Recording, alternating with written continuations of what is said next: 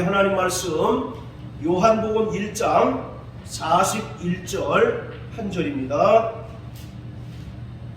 같이 읽습니다. 시작. 그가 먼저 자기의 형제 시몬을 찾아 말하되 우리가 메시아를 만났다 하고, 메시아는 번역하면 그리스도라. 자, 괄호 안에 있는 것 다시 한번 읽습니다. 시작. 메시아는 번역하면 그리스도라. 자, 여기서 우리가 메시아를 만났다라고 하는 말은 원문에 충실하게 번역하면 우리가 찾던 메시아를 발견했다라고 하는 그러한 뜻입니다. 기독교와 유대교는 공통점이 참으로 많지요. 왜냐하면 한 뿌리에서 나왔기 때문입니다. 로마서 11장 17절 18절에 보면 이스라엘을 참 감람나무라고 표현하고 있고, 이방인 그리스도인들을 돌 감람나무라고 이렇게 표현하고 있어요. 그런데 참 감람나무에서 일부가 떨어져 나왔고, 그 돌 감람나무가 참 감람나무에 접붙임을 받았다라고 이렇게 이야기하고 있습니다. 이것은 하나님께서 이스라엘 백성들에게 하셨던 그 구원의 언약에 이방인들이 참여하게 된 것을 가리키고 있는 것이거든요. 자, 이와 같이 유대교와 기독교가 지금은 거의 평행선을 달리고 있지만, 본래는 한 뿌리에서 한 뿌리에서 나왔습니다. 공통점이 대단히 많죠. 성전도 예루살렘을 우리가 성지라고 하지 않습니까? 그들도 예루살렘을 굉장히 거룩한 도시로 취급하고 예루살렘을 사모합니다. 역시 기독교도 예루살렘을 이제 그 성지라고 해서 그 성지 순례하기를 이제 그 기뻐하는 사람들이 대단히 많아요. 그리고 한 조상 안에 있다라고 우리가 인정하지 않습니까? 그들은 혈통적으로 아브라함이 자신들의 조상이라고 하고, 우리는 비록 혈통적으로는 조상이 아니지만 아브라함을 믿음의 조상으로 간주를 합니다. 이와 같이 한 뿌리에서 나왔고 또 여러 공통점들이 대단히 많지만, 기독교와 유대교가 결정적으로 하나가 될 수 없는 근본적인 차이는 뭐냐? 결국 메시아관입니다. 예수를 어떻게 볼 것이냐에 따라서 유대교와 기독교가 확연히 달라지게 되는 거예요.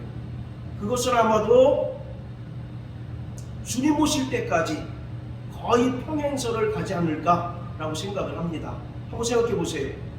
믿기로 따지면 우리보다 훨씬 더 유대인들이 예수를 믿을 여러 조건들을 가지고 있지 않습니까? 그럼에도 불구하고, 물론 하나님께서 이스라엘의 마음을 완악하게 하셨지만, 믿기로 따지면 그들이 훨씬 더 우리보다 예수를 잘 믿을 여러 조건들이 있다고요.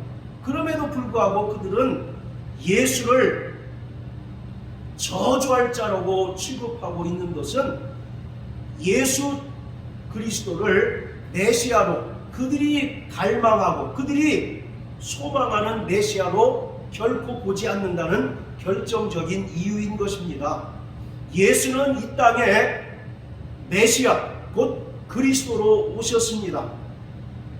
구원받은 신실한 성도들은 예수가 메시아, 곧 그리스도이심과 또 하나님의 아들이심을 믿음으로 고백하는 자들입니다. 마태복음 16장 16절에 보면 시몬 베드로가 주는 그리스도시요 살아계신 하나님의 아들이십니다 라고 고백을 합니다. 또 요한복음 11장에 보면 죽은 나사로의 누이인 마르다가 주님을 어떻게 고백하냐면 주는 그리스도시고 하나님의 아들이심을 내가 믿습니다 라고 이렇게 고백을 하고 있어요. 이와 같이 오늘 우리의 신앙 고백은 예수가 그리스도이시고 하나님의 아들이심을 믿는 것입니다. 주님은 그 신앙 고백 위에 주님의 몸된 교회를 세워주셨어요. 또 성경을 기록한 목적도 예수가 하나님의 아들이실 뿐만 아니라 그리스도이심을 믿도록 하기 위해서 기록했고, 그 이름을 힘입어 생명을 얻도록 하기 위해서 기록하는 것입니다. 이처럼 구원받은 성도들은 당연히 예수가 메시아요 그리스도이심을 고백하는 자들입니다. 그런데 유대인들은 예수를 메시아로 인정하지 않을 뿐만 아니라 더더욱 믿지 않습니다. 물론 예수가 역사적인 존재라는 사실, 그리고 공생의 기간 동안 많은 이적을 행했던 선지자들 중에 하나로까지는 인정을 합니다. 그렇지만 그들은 절대로 예수를 메시아로 인정하지 않습니다. 그것은 유대인들이 믿는 메시아로서의 조건을 예수가 갖추지 못했기 때문인 것입니다. 다시 말하면 예수가 메시아에 대한 성경의 그 예언 중 하나도 성취하지 않았다라고 그들은 생각하고 믿기 때문에 그렇습니다. 기독교와 유대교가 비록 한 뿌리에서 났지만 결정적으로 차이를 보이고 있는 것은 바로 인간관이에요. 인간을 어떻게 보느냐 하는 것도 큰 차이를 가지고 있습니다. 두 종교가 기본적으로 주장하는 개념이 이렇게 차이가 나기 때문에 거기서 파생하는 성경적인 교리 또는 성경 해석이 당연히 차이가 날 수밖에 없는 것이죠. 그 대표적인 것이 오늘 말씀드리려고 하는 메시아관입니다. 유대교 랍비들은 창세기 2장 7절 여호와 하나님이 흙으로 사람을 지으시고 그 코에 생기를 불어넣으셔서 생명이 되게 하셨다라고 하는 말씀을 우리와 조금 다르게 해석을 합니다. 이것을 그들은 하나님께서 인간 속에 두 가지 속성, 또 그리고 그것을 선택할 수 있는 자유의지를 주신 것으로 해석을 합니다. 하나는 선을 향하는 속성이 있고 인간에게 또 하나는 악을 향하는 속성이 있다는 겁니다. 그리고 하나님의 말씀에 순종하는 속성이 있는가 하면 또 하나님의 말씀에 불순종할 속성도 인간은 동시에 가지고 있다라고 그들은 이제 해석하고 믿고 있는 거죠. 그래서 유대교의 랍비들은 창세기 2장과 3장 에덴 동산의 이야기를 선한 속성을 취하든지 아니면 악한 속성을 취하든지 하나님께서 인간에게 선택하도록 하셨다는 것을 가르쳐주기 위한 이야기로 이렇게 이해를 합니다. 그래서 그들은 창세기 2장과 3장을 인간의 원죄 이야기로 인정하지 않습니다. 모든 인간이 아담과 하와처럼 선택하며 살아가도록 하나님께서 자유의지를 부여하셨다라고 이렇게 인정하고 믿고 있는 거예요. 물론 우리도 자유의지를 주셨다는 것에 대해서 100% 동의합니다. 그러나 우리는 바로 창세기 2장과 3장을 어떻게 이해하느냐면 하나님께서 인간을 하나님의 형상대로 지으셨지만 3장을 통해서 우리가 알 수 있듯이 마귀의 유혹에 빠져서 인간이 범죄하고 그 죄로 말미암아 하나님과 멀어지고 에덴 동산에서 추방되었다라고 이렇게 인정을 하죠. 그것을 우리는 인간의 원죄라고 말을 합니다. 그러나 유대교에서는 원죄의 개념이 없습니다. 그래서 2장과 3장의 내용을 하나님께서 인간에게 자유의지를 주신 것으로 이해하고 있는 거예요. 유대교에서의 인간은 기독교에서 말하는 인간과 확연히 다릅니다. 기독교에서의 인간은 완전히 타락하여 스스로 구원받을 수 없는 존재로 이야기하지만, 유대교에서는 하나님께서 주신 선한 속성을 계속 추구함으로써 스스로 구원받을 수 있는 존재로 이해를 하고 있어요. 인간의 원죄로 인하여 완전히 타락하여 구원받을 수 없는 존재가 아니라, 그들은 스스로의 노력이나 또는 스스로의 힘으로 얼마든지 하나님께서 주시는 생명과 구원을 얻을 수 있다라고 주장을 합니다. 율법을 철저히 지킨다든지, 그리고 윤리적으로나 도덕적으로 하나님의 뜻에 맞게 살 수 있는 능력이 그들에게 있다라고 그들은 믿고 있는 거예요.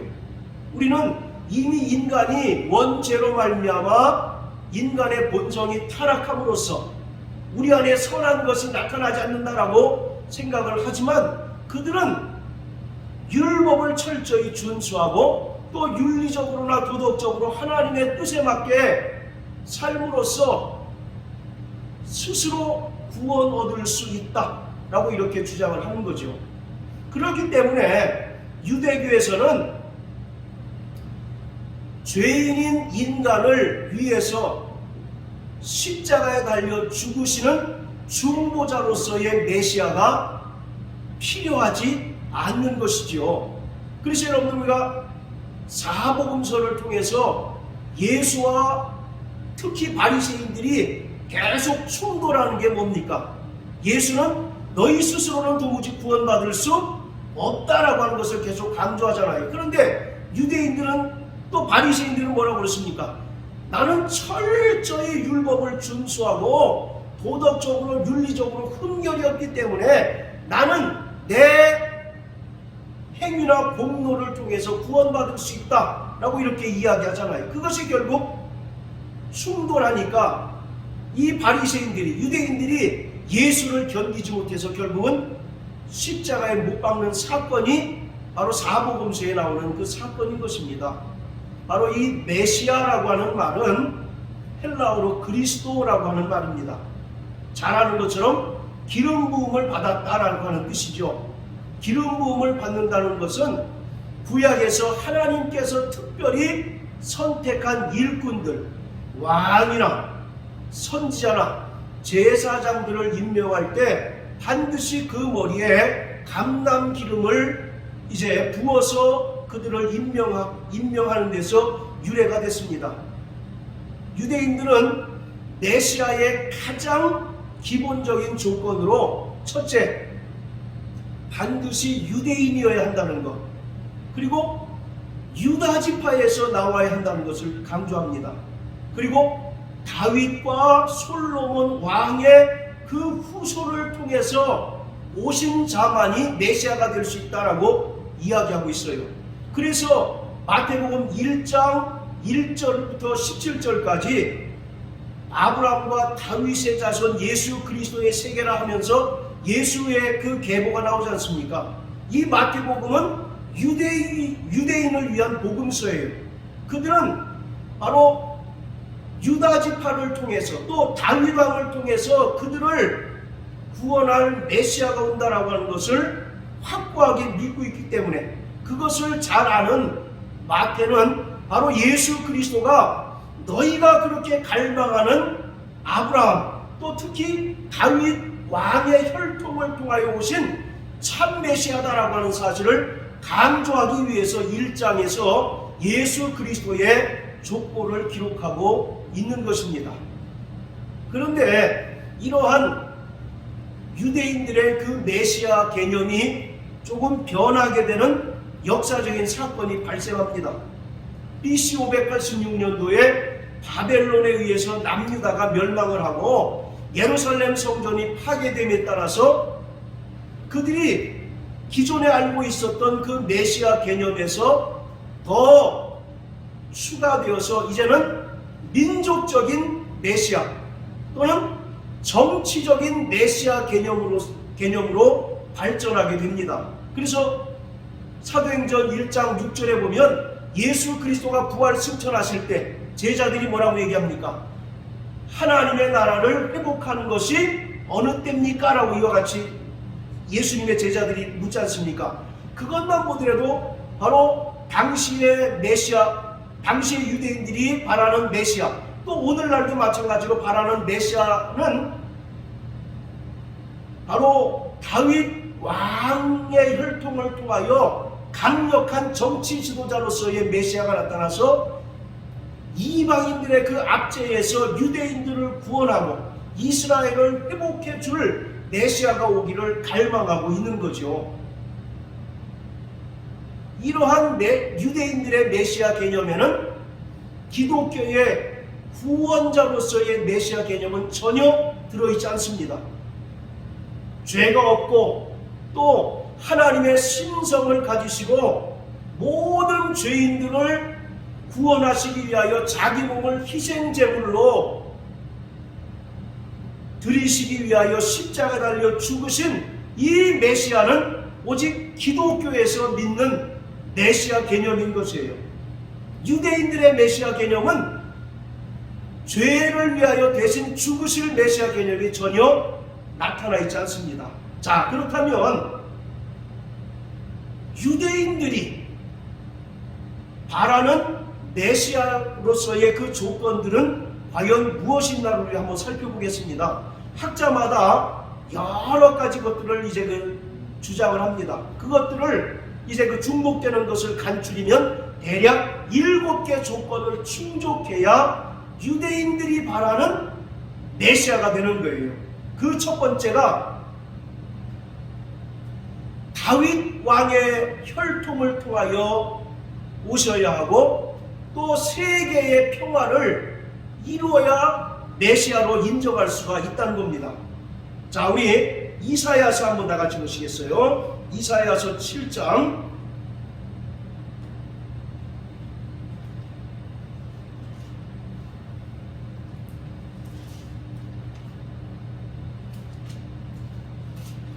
자, 14절입니다.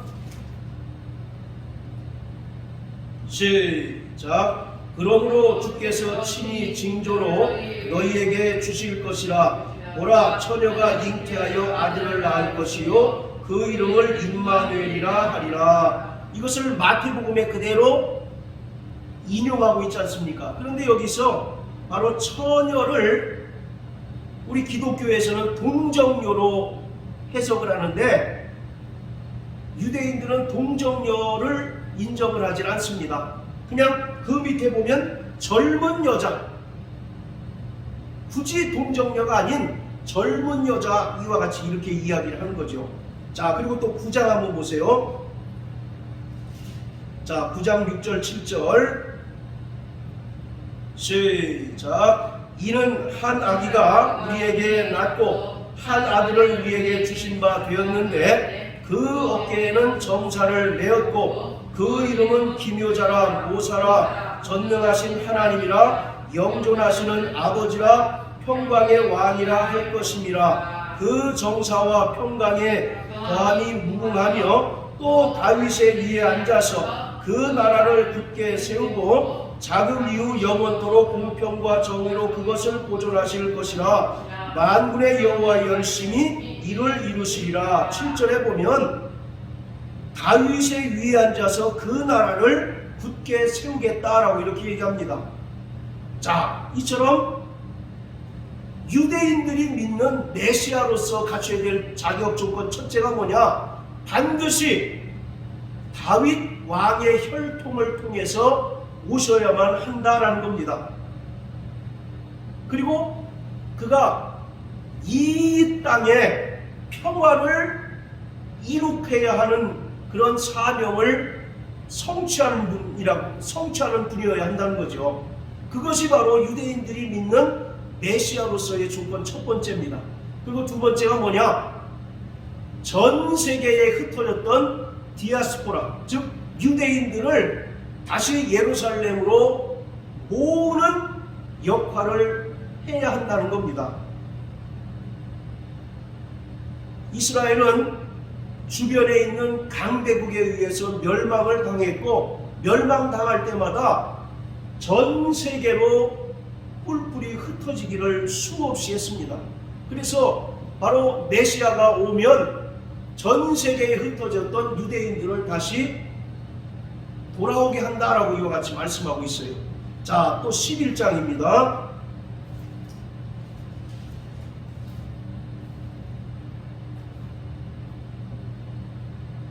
자, 11절 12절 시작. 그날에 주께서 다시 손을 펴사 그 남은 백성을 아수르와 애굽과 바드로스와 부스와 엘람과 시날과 하맛과 바다 섬들에서 다시 돌아오게 하실 것이라. 여호와께서 열방을 향하여 기호를 세우시고 이스라엘의 쫓긴 자를 모으시고 땅 사방에서 유다의 이산한 자를 모으시리니. 자, 12절에 보면 이스라엘의 쫓긴 자를 모으시고 땅 사방에서 유다의 이산이라는 말은 뿔뿔이 흩어졌다 그런 뜻입니다.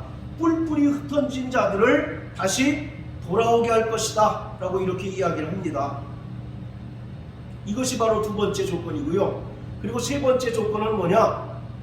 메시아는 율법에 정통한 자여야 한다는 겁니다. 그리고 율법을 철저하게 지켜야 한다는 거죠. 그리고 네 번째가 뭐냐? 메시아가 와서 그 무너졌던 성전을 재건하고 그 성전에서 하나님께 성전 제사를 회복해야 된다 라고 말하고 있습니다. 자, 우리 또 예레미야 33장 한번 다 같이 보세요.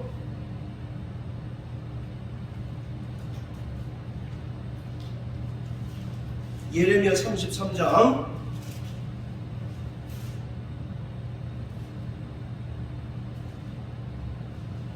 자, 17절 18절 같이 읽습니다. 시작. 자, 16절부터 우리 읽습니다. 16절부터 시작. 그날에 유다가 구원을 얻겠고 예루살렘이 안전히 거할 것이며 그 성은 여호와 우리의 의라 일컬음을 입으리라. 나 여호와가 이같이 말하노라. 이스라엘 집 위에 앉을 사람이 다윗에게 영영이 끊어지지 아니할 것이며 내 앞에서 번제를 드리며 소제를 사르고 다른 제를 항상 드릴 레위 사람 제사장들도 끊어지지 아니하리라 하시니라. 자, 16절에 보면 그날이 언제입니까? 유대인들이 바라는 메시아가 오는 때를 말하고 있습니다. 그때 유다가 구원을 얻고, 자, 그리고 17절에 그 메시아는 누구를 통해서 오는 겁니까? 다윗에게 영영이 끊어지지 않는다. 즉 다윗의 혈통을 통해서 오실 것이다 라고 이와 같이 얘기하고 있고요. 그리고 18절에 보면 메시아가 오면 다시 성전이 재건될 것이다. 제사를 드리려면 성전이 다시 회복되어야 될 것 아니겠습니까? 그래서 메시아가 오면 반드시 성전이 재건되고 그곳에서 하나님께 드리는 바로 성전 제사가 회복되어야 한다 라고 이렇게 말하고 있습니다. 이것이 네 번째고, 다섯 번째가 뭐냐면 메시아는 올바른 재판을 하는 위대한 재판장이 되어야 한다는 거죠. 자, 그리고 여섯 번째, 이것이 이제 중요한데요. 반드시 메시아는 사람이어야 한다는 겁니다. 물론 초자연적인 어떤 이적을 행할 수는 있지만 반드시 하나님이 아니라 누구여야 한다고요? 사람이어야 한다는 겁니다. 그리고 마지막 일곱 번째가 뭐냐? 그들이 믿는 메시아는 두 번 오시는 것이 아니란 얘기입니다. 그러니까 유대교에서는 재림의 개념이 있다 없다? 재림의 개념이 없는 거예요. 이와 같이 7가지 자격 조건을 갖추어야, 충족해야 유대인들이 믿는 메시아로 인정받을 수가 있는 겁니다. 첫째가 뭐였어요? 다윗의 혈통으로 오셔서 유대인들을 구원하고 세계의 평화를 이룩해야 한다. 그리고 두 번째는 뭐냐? 전 세계에 흩어졌던 유대인들을 다시 예루살렘으로 모아야 하고, 그리고 세 번째가 뭐냐? 율법에 정통하고 율법을 철저히 준수하는 자여야 한다. 그리고 네 번째로는 성전을 재건하고 성전 제사를 회복할 자. 그리고 다섯 번째는 위대한 재판장으로서 올바른 재판을 행하는 자라야 한다. 그리고 여섯 번째, 반드시 사람이어야 한다는 겁니다.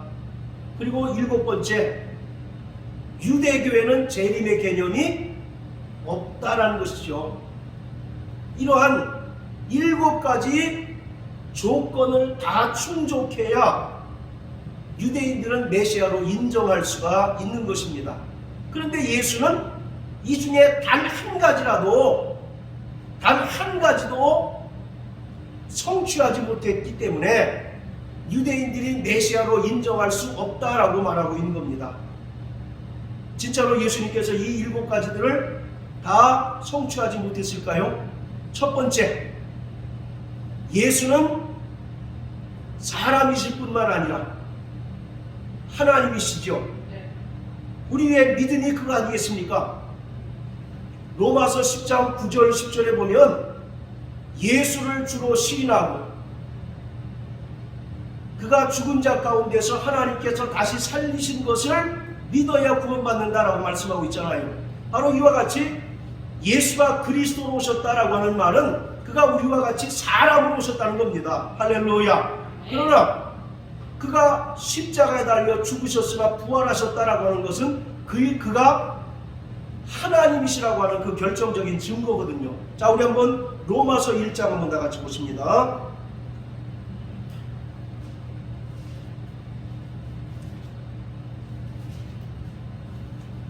로마서 1장,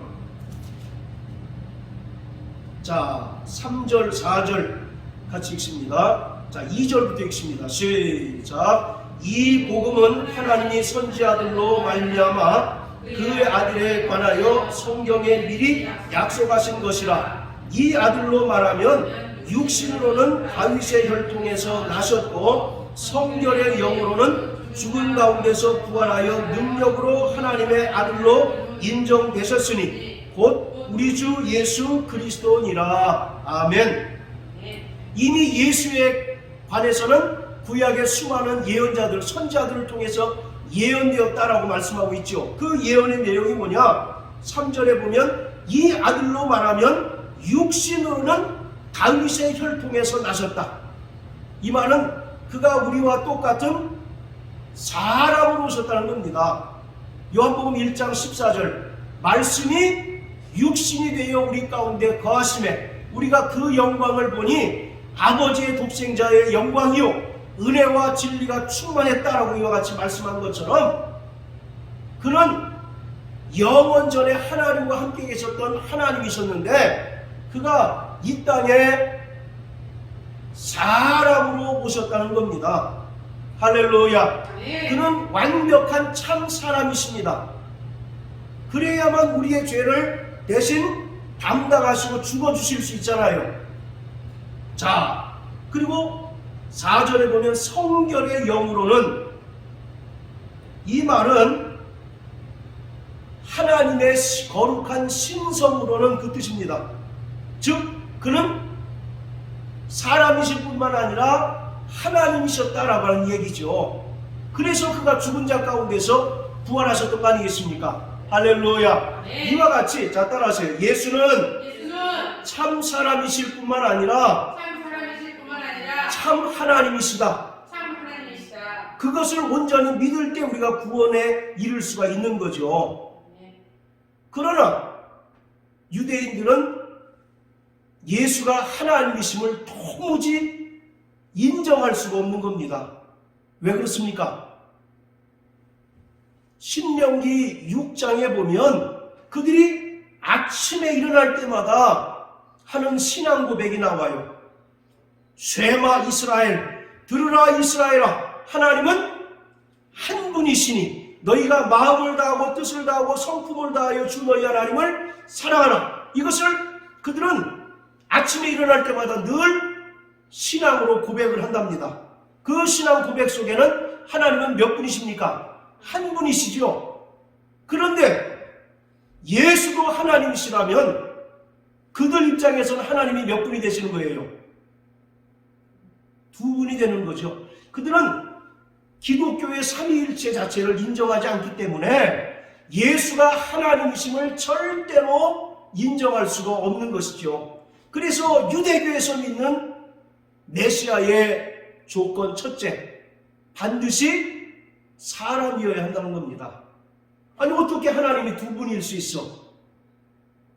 둘 중에 하나는 가짜냐? 그렇게 되는 거죠. 그렇기 때문에 반드시 메시아는 사람이어야 하는데 우리가 믿는 예수는 사람이실 뿐만 아니라 하나님이시잖아요. 그렇기 때문에 유대인들이 믿는 메시아 조건 첫 번째를 성취하지 못한 거죠.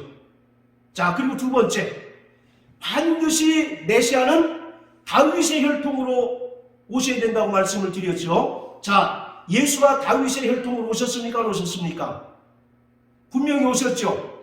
그런데 결정적으로 뭐가 잘못됐느냐? 그들 유대교 입장에서 예수는 사생아라는 겁니다.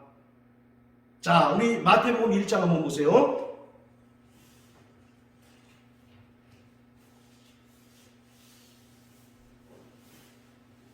자, 마태복음 1장 18절부터 20절까지 우리 김 집사님 읽어주세요. 예수 그리스도의 나심은 이러하니라. 그 모친 마리아가 요셉과 정혼하고 동거하기 전에 성령으로 잉태된 것이 나타났더니 그 남편 요셉은 의로운 사람이라 저를 드러내지 아니하고 가만히 끊고자 하여 이 일을 생각할 때 주의 사자가 명하여 가로되 다윗의 자손 요셉아 내 안에 마리아 들여오기를 무서워 말라. 저에게 잉태된 자는 성령으로 된 것이라. 예, 유대인들에게는 혈육의 아버지랑 법적인 아버지를 엄연히 구분합니다. 자, 예수의 부친이 요셉이죠. 자, 그런데 이 요셉은 예수에게 혈육의 아버지입니까? 법적인 아버지입니까? 혈육의 아버지는 자신이 직접 낳아야 혈육의 아버지라고 인정받을 수 있는 거예요. 그런데 18절에 예수는 성령으로 잉태되셨다라고 이와 같이 얘기하잖아요. 그렇기 때문에 유대인들 입장에서는, 유대교에서는 예수가 다윗의 혈통을 통하여 오셨다는 것을 인정할 수 없는 거죠. 왜냐하면 계속 혈육을 통해서 나셔야 되는데 요셉 때에서 딱 끊기고 요셉의 그 정자를 통해서 나신 분이 아니라 뭐라고 그랬습니까? 성령으로 잉태되셨다라고 얘기하잖아요. 18절에도 그렇고 20절에도 보면 무서워 말라. 저에게 잉태된 자는 성령으로 된 것이다. 거듭 말씀하고 있잖아요. 그렇기 때문에 유대교에서는 예수를 다윗의 혈통으로 오신 분이라고 인정하지 못하는 겁니다. 그냥 사생아예요, 사생아. 좀 심하게 얘기하면 예수의 모친 마리아가 다른 외간 남자랑 정을 통해서 난 그런 사생아라고 인정을 하고 있는 거예요. 그렇기 때문에 예수를 메시아로 인정할 수가 없는 것입니다. 자, 그리고 예수가 율법에 정통했습니까? 안 했습니까? 그리고 또 율법을 철저히 준수했습니까? 안 했습니까? 유대인들 입장에서는 율법을 안 지켰죠. 안식일 때문에 계속 싸웠잖아요. 아니 당신의 제자들이 어찌하여 안식일에 하지 말아야 될 일을 합니까? 라고 하면서 밀밭 사이에서 밀가부른 일을 막 이제 질문하면서 예수를 비난하지 않습니까? 그리고 또 11조 문제, 또 안식일 문제 계속 바리새인들이 딴지를 거는 이유가 예수는 바로 그 안식일에 대해서 잘 안 지켰지 않습니까? 그래서 요한복음 5장, 자 우리 한번 요한복음 5장 한번 보세요.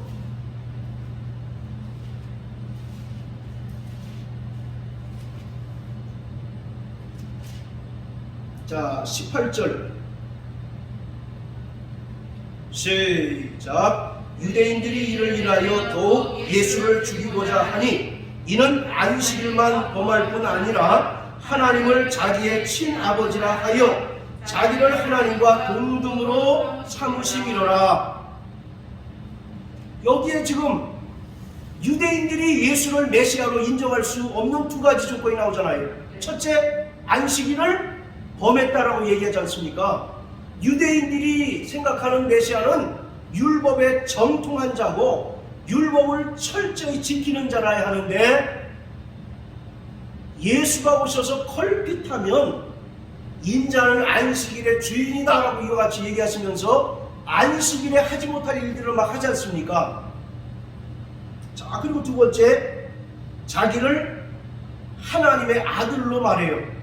하나님의 아들이라고 하는 얘기는 자기가 곧 하나님이라는 뜻 아니겠습니까? 그렇기 때문에 유대인 입장에서는 하나님이 두 분이 되실 수 있어요, 없어요? 없어요. 두 분이 될 수가 없는 거죠. 그래서 결국 예수를 죽여야만 했던 거죠.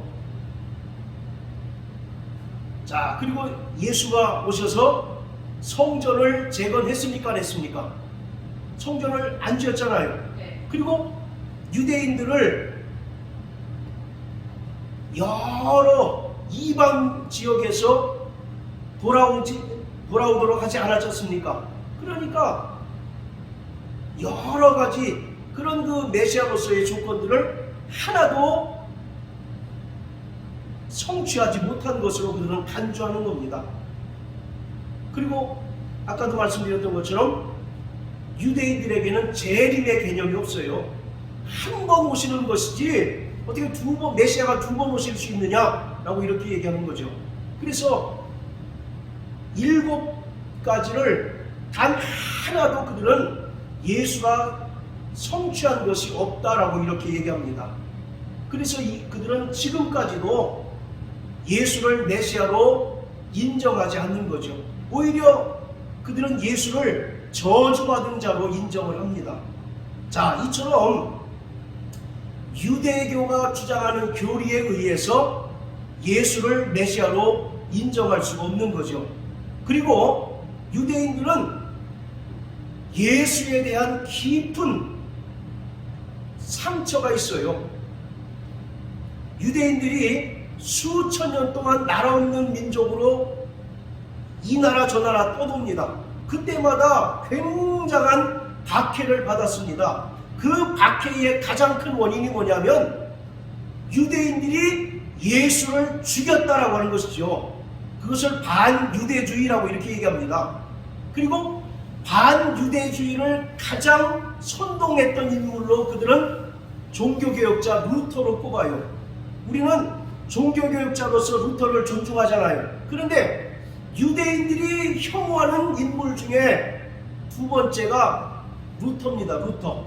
왜냐하면 유럽이 거의 기독교 문화 아니겠습니까? 그런데 그 기독교 문화 속에 있는 유럽 사람들이 유대인들을 미워한 근본적인 이유는 뭐냐면 그들이 믿는 예수를 유대인들이 어떻게 했다는 얘기입니까? 죽였다는 거예요. 그래서 유대인들을 심하게 박해합니다. 그리고 그것이 결정적으로 나타난 사건이 제2차 세계대전 나치에 의해서 자행됐던 600만이 학살된 홀로코스트 사건이에요. 그렇기 때문에 유대인들은 이러한 자기네들이 믿는 메시아의 조건을 충족하지 못함으로 인해서 예수를 메시아로 인정하지 못할 뿐만 아니라 역사적으로 예수 또 그리고 예수를 믿는 그리스도인들로 인하여 당한 아픔들 때문에 더더욱 예수를 믿지 못하고 예수를 메시아로 인정할 수가 없는 것입니다. 그래서 지금 유대인들 중에 예수를 믿는 사람들을 메시아닉 주라고 이렇게 얘기합니다. 메시아를 믿는 유대인 그런 뜻인데요. 그들은 예수를 구주로 영접합니다. 근데 이제 좀 문제가 있는 게 그들은 예수를 믿으면서도 안식일도 지키고 구약의 절기들도 막 지켜요. 그래서 그 사람들을 진짜 그리스도인으로 인정해야 되느냐 말아야 되느냐 라고 하는 문제 때문에 또 논란이 있습니다. 어쨌든 그건 뭐 차치하고, 유대인들 중에 예수를 믿는, 즉 기독교로 개종한 유대인들을 위해서 장례를 치릅니다. 이게 무슨 말이냐면, 예를 들어서 우리 가족에, 내가 유대인인데 우리 가족 중에 한 명이 기독교로 개종해요. 그러면 그 사람을 위해서 장례식을 치릅니다. 장례식을 치른다는 얘기는 뭐예요? 그 사람하고 완전히 이제 절연하는 겁니다. 절연. 인연을 끊어버리는 거예요. 그 정도로 그들은 예수 믿는 것에 대해서 굉장한 알레르기 반응을 일으킵니다. 그리고 유대인들이 사는 동네에 같은 유대인이지만 예수를 믿는 사람들이 있으면 그들을 유대인으로 인정하지 않습니다. 그리고 그들은 굉장히 심한 박해를 받게 되는 거예요. 왜냐? 유대인의 바로 그 교리 자체가 예수를 메시아로 인정하지 않을 뿐만 아니라 또 역사적으로 예수 믿는 기독교인들, 그리스도인들로부터 당한 아픔들, 상처가 있기 때문에 그들은 도무지 예수를 메시아로 인정할 수가 없는 겁니다. 자, 우리 고린도전서 12장 한번 다 같이 보십니다. 자, 고린도전서 12장 3절 시작. 그러므로 내가 너희에게 알리하노니 하나님의 영으로 말하는 자는 누구든지 예수를 저주할 자라 하지 않고 또 성령으로 아니하고서는 누구든지 예수를 주치라 할 수 없느니라. 자, 다시 한번 시작. 그러므로 내가 너희에게 알게 하노니 하나님의 영으로 말하는 자는 누구든지 예수를 저주할 자라 하지 않고 또 성령으로 아니하고서는 누구든지 예수를 주시라 할 수 없느니라. 요 한 구절을 자세히 들여다보면 두 부류의 사람으로 나뉘는 것을 볼 수가 있어요. 한 부류의 사람은 예수를 저주받은 자로 간주하는 사람들입니다. 거기 나오죠. 하나님의 영으로 말하는 자는 누구든지 예수를 저주할 자라 하지 않고, 이 말은 저주할 자라고 하는 사람이 있다는 얘기입니까? 없다는 얘기입니까? 있다는 얘기죠. 여기서 저주할 자라는 얘기는 저주받은 자, 그런 뜻이에요. 그러니까 이 예수를 하나님께 저주받은 자로 간주한다는 것입니다. 구체적으로 누굴 가리키겠어요? 유대인들을 가리킵니다. 유대인들. 자, 그런데 또 한 무리의 사람들은 성령으로 말미암아 예수를 누구로 인정합니까? 주라, 나의 구세주십니다 라고 이렇게 인정한다는 거죠. 자, 여기 딱 표시 놓으시고 이사야서 53장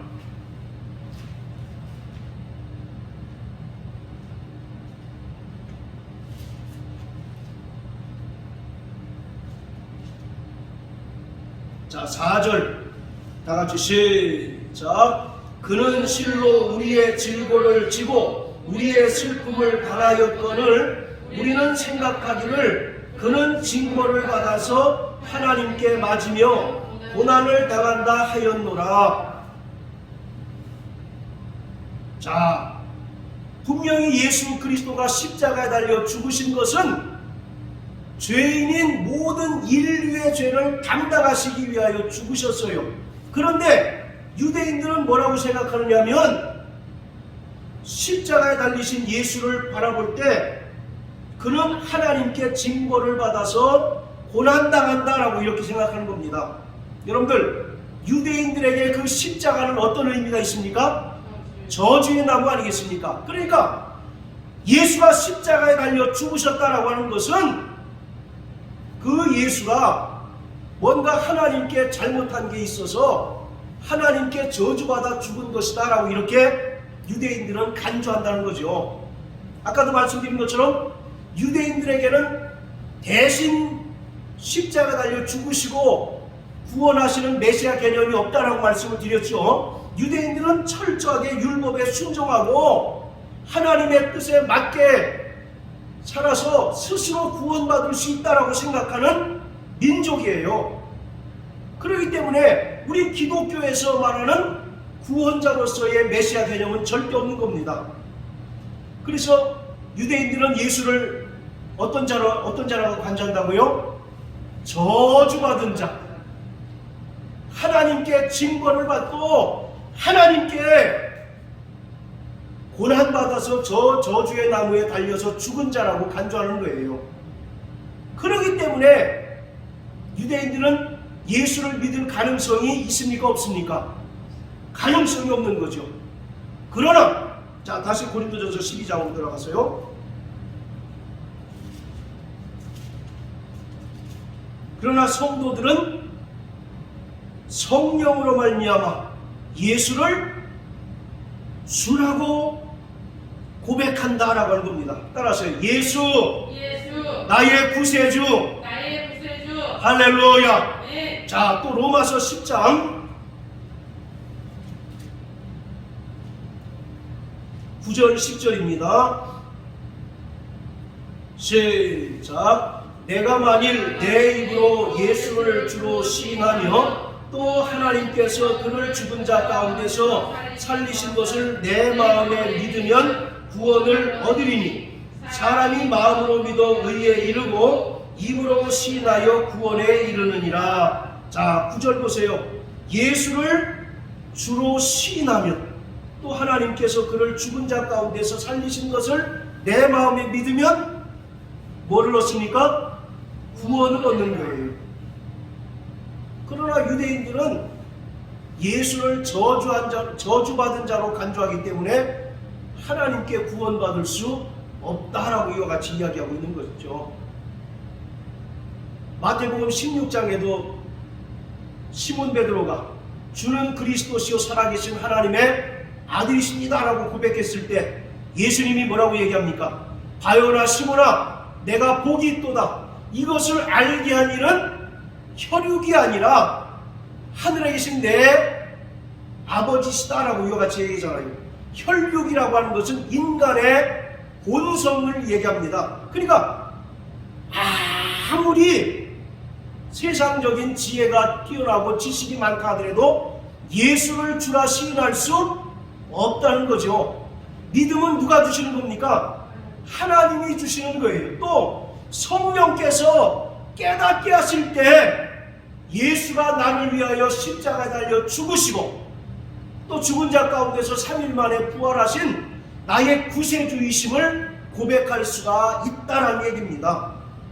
그래서 로마서 10장 17절에 보면 믿음은 들음에서 나며 들음은 그리스도의 말씀으로 말미암는다라고 말씀하잖아요. 믿음은 자연 발생적으로 생기는 것이 아닙니다. 물론 불신자들도 믿음을 가질 수 있죠. 우리는 그 믿음을 뭐라고 해요? 신념이라고 얘기하잖아요. 신념으로는 구원받을 수 없습니다. 그러나 우리가 하나님의 말씀을 들을 때 성령께서 그 말씀을 깨닫게 해주시고 우리에게 정말 믿음 주셔서 예수가 나의 구세주로 정말 믿어질 때 우리는 비로소 구원받게 되고 하나님의 자녀가 되는 것입니다. 할렐루야. 우리는 종교인이 되어서는 안 됩니다. 성령으로 날마다 예수가 나의 구세주이심을 고백하고 또 그의 말씀에 순종하는 성도가 되어야 한다는 것입니다. 할렐루야. 자, 따라하세요. 예수 나의 구세주. 할렐루야. 제가 예전에 읽었던 책 중에 이런 대목이 나옵니다. 옛날 로마 식민지 시대에 네로 황제가 기독교인들을 굉장히 박해했어요. 그러면서 이제 그 칙령을 내리기를 군대 내에 기독교로 개종한 사람들을 색출하라고 이와 같이 명령을 내렸습니다. 그리고 그 명령에 따라서 어떤 군대 내에 기독교로 개종한 사람들을 색출했더니 12명이 나와요. 그래서 그 사람들을 그 추운 겨울에 강의 그 얼음을 깨고 그 안으로 익사시켜 이제 죽이려고 합니다. 그러면서 그 부대의 대장이 마지막 말하기를 여기서 한 번이라도 예수를 나의 구세주로 고백하기를 거부하고 이것을 부인하게 되면 내가 살려주겠다 라고 이와 같이 얘기합니다. 그럼에도 불구하고 이 12명의 사람들은 한 명씩 이 얼음물 속에 빠져서 이제 죽습니다. 그런데 거의 마지막에 되었는데 어떤 사람이 죽는 것이 두려워가지고 내가 예수 믿는 것을 거부하겠습니다. 예수가 나의 구세주가 아니라 네로 황제가 나의 신이고 나의 하나님입니다. 이렇게 고백을 했어요. 그때 놀라운 일이 벌어졌는데 이 12명의 사람들을 잡아온 로마 병사 중에 하나가 영안이 열렸어요. 그러면서 그가 쳐다보는데 천사 12이 이 12명의 순교자를 위해서 면류관을 가지고 날아오는 것을 봤습니다. 그런데 거의 끝 무렵에 있던 마지막 한 명이 예수를 부인하고 배도했을 때 그 천사가 다시 돌아가는 것을 봤어요. 그때 이 로마 병사가 그가 입었던 갑옷을 다 벗어버리고 내가 예수를 믿습니다. 예수님은 나의 구세주입니다 라고 고백을 했다는 그런 기록이 있습니다. 여러분들에게 예수는 어떤 분입니까? 그 살기둥둥한 로마 황제를 신처럼 떠받들지 않으면 죽임을 당할 수밖에 없는 그 환난의 때에 정말 끝까지 믿음으로 순교한 요한계시록을 살던 성도들이 있었던 것을 기억하시길 되길 바랍니다. 오늘 교회에 나와서 예배한다고 해서 다 믿음의 사람이 아니라 그 가운데 바로 종교에 있다는 사실을 우리는 분명히 깨달아야 합니다. 믿음의 사람은 성령으로 말미암아 예수가 나의 구세주시고 그가 죽은 자 가운데서 다시 살아나신 것을 믿는 자가 바로 믿음의 성도인 것입니다. 할렐루야. 오늘 성탄절을 맞이해서 우리가 이 성탄절의 들뜬 분위기에 취하는 것이 아니라 우리가 다시 한번 자신의 믿음을 점검하고 내가 정말 종교인이 아니라 믿음의 사람인가를 성령으로 깨닫는 그런 귀한 시간이 되기를 주의 이름으로 축원합니다.